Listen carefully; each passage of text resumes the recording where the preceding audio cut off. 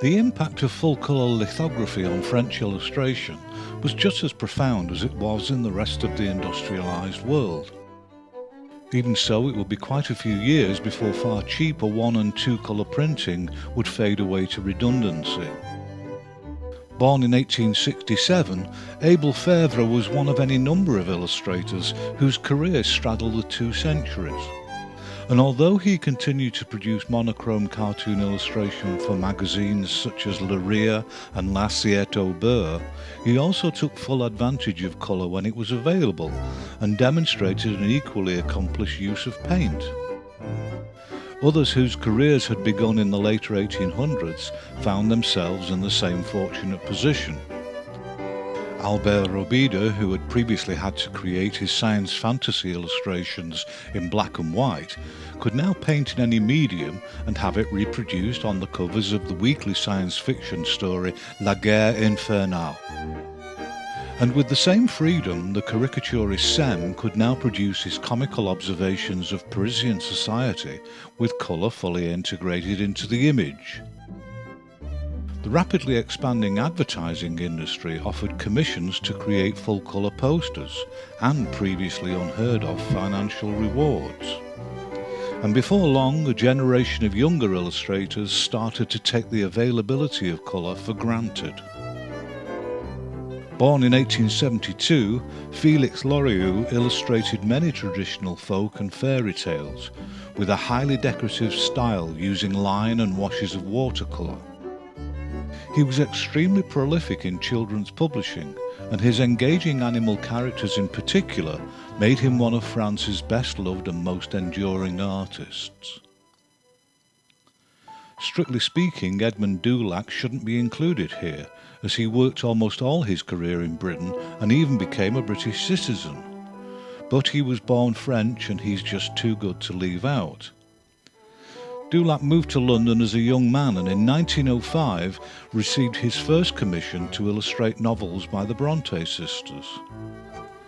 Although these stories were somewhat grim for Dulac's style, they were well received and led to more suitable commissions for fantasy and fairy tales from around the world, all of which he brought to life with a sensitive line and watercolour technique only equalled by Arthur Rackham.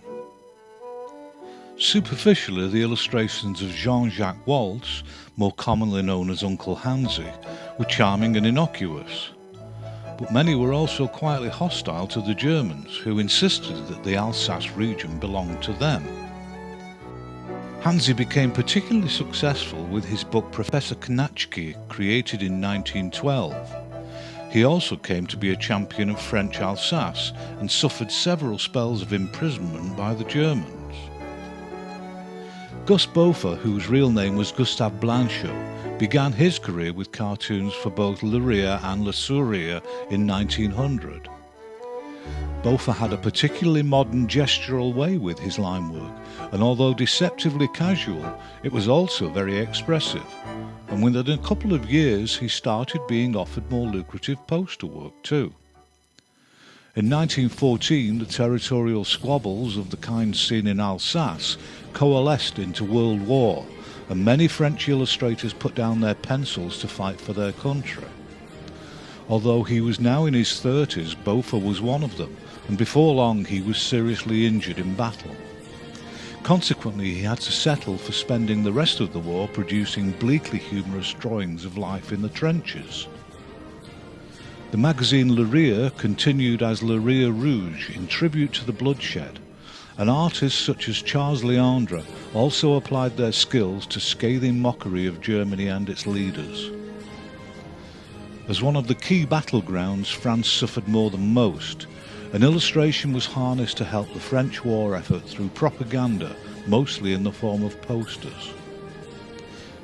After 4 years of war, the French set to repairing their country, and by this time were more than ready for a little fun.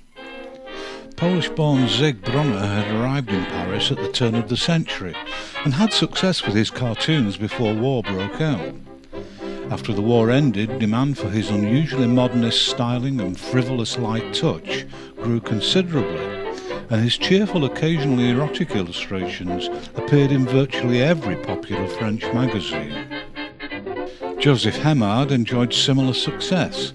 He had a penchant for depicting the sins of the flesh with a light comic touch, but he was better known for his more respectable magazine work.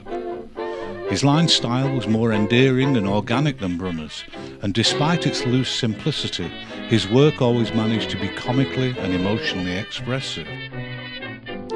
The magazine Le Sourire had first appeared in 1900, but had been abandoned during the war. It resurfaced in 1918 as an upbeat, amusing magazine, with an abundance of cartoon erotica provided by the leading illustrators of the day. And although La Vie Parisienne had been around since the 1860s, it only came into its own as the most stylish and provocative of French magazines at the start of the 20s, with a lavishly illustrated and sexually permissive new identity. Both these magazines are often referred to as being stylistically Art Deco, but most of the illustration was generally far more organic and representational than the geometric approach for which Deco was known. The work of Georges Lienec in La Vie Parisienne was certainly too delicate and traditionally rendered to be considered Art Deco. And the same could just as easily be said of Chéri Héroard, who had a remarkable 45-year-long working relationship with the magazine. And there was also Maurice Pepin, who used the name Pen, and whose charming pin-ups featured in many issues of Le Sourire. Although René Vincent produced similar magazine illustration, he was also a particularly successful poster artist, and for his advertising work he intuitively understood that a flatter, more graphic approach was called for, and he used it with considerable skill and design sense. Around the same time, Achille Mauzan, born in 1883, also had an immensely successful career as a poster artist. Unusually for an illustrator, Mauzan was also a good businessman and set up publishing and print companies in Paris, Milan and Buenos Aires. During his career, Mauzan designed more than 2,000 posters, using a range of styles and approaches which make him impossible to categorize. But if not everyone had gone overboard for the Deco movement, there were many others who embraced it wholeheartedly. And following the 1925 Paris Exposition, which gave the style its name, the French pretty much took ownership of the movement.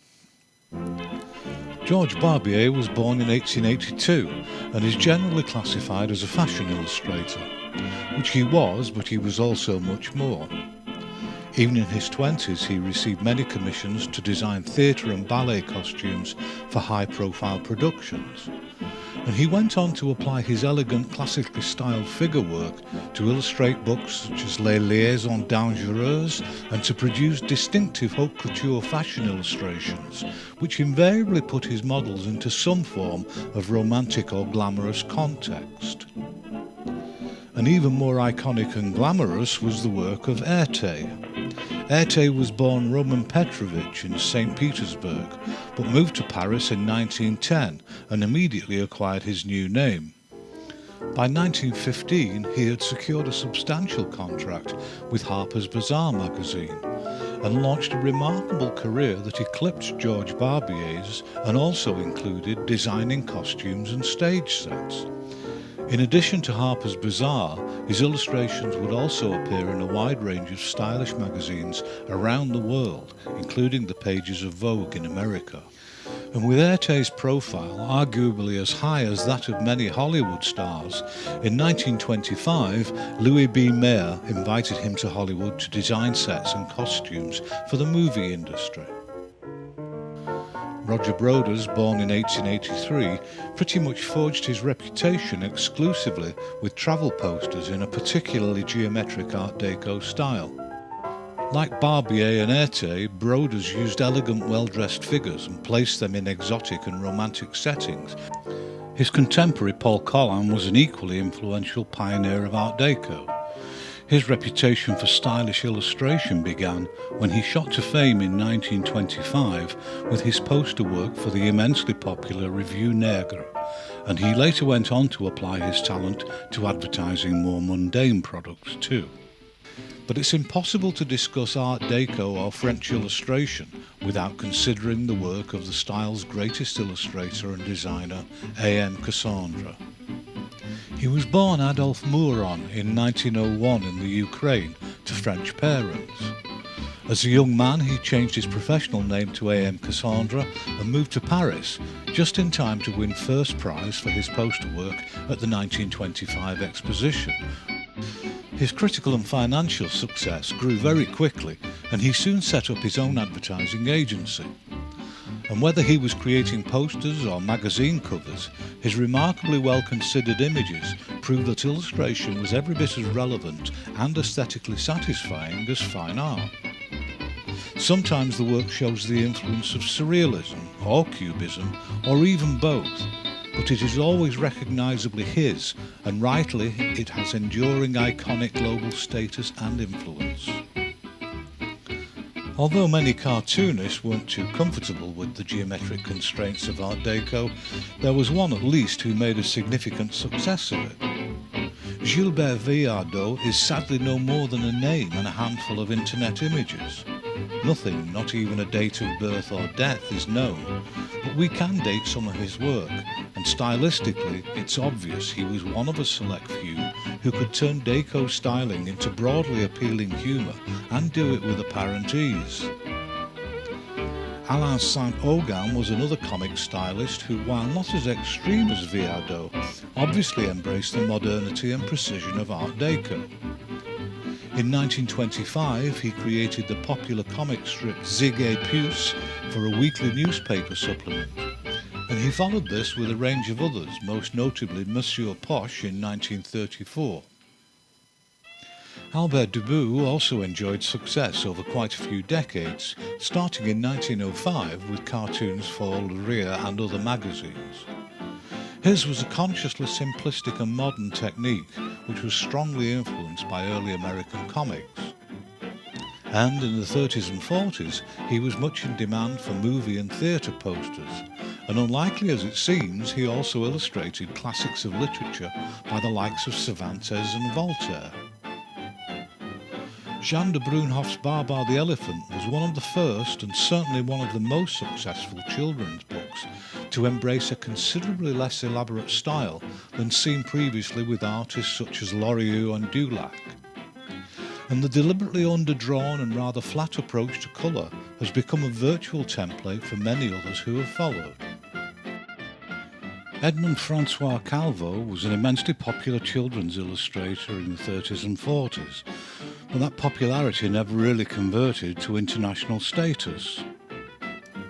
In addition to creating colourful versions of children's classics, he wrote and illustrated books such as the highly rendered Les Aventures de Rosalie and long-running comic strip Moustache et Trottinette, showing equal skill with black and white.